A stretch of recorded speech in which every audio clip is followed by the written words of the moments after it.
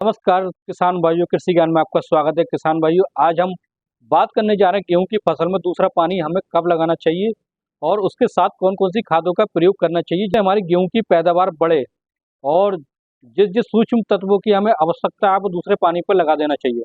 अगर हमने पहले पानी पर कोई सूक्ष्म तत्व यानी माइक्रो न्यूट्रिएंट जैसे जिंक, सल्फर या और चीज़ों का प्रयोग नहीं किया किसान भाइयों, तो दूसरे पानी पर हमें इन खादों का प्रयोग करना बहुत ही आवश्यक है।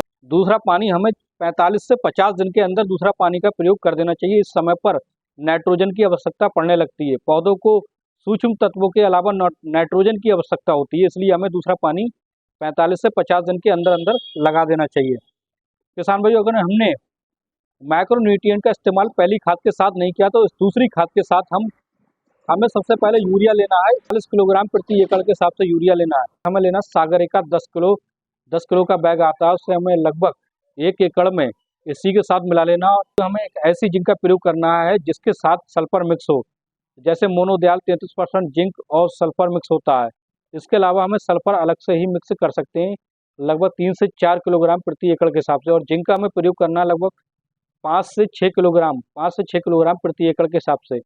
इन खादों को मिलाकर हमें सिंचाई से पहले पहले यानी पानी लगाने से पहले पहले डाल देना चाहिए। उसके साथ ही हमें गेहूं में बम्पर पैदावार देखने को मिलेगी। सिंचाई को सही समय पर कर देना चाहिए, जिससे हमारे गेहूं में नमी बनी रहेगी, तभी हमारी गेहूं की फसल उत्पादन अच्छा देगी। और इसके साथ किसान भाइयों पोटास का भी प्रयोग कर सकते हैं।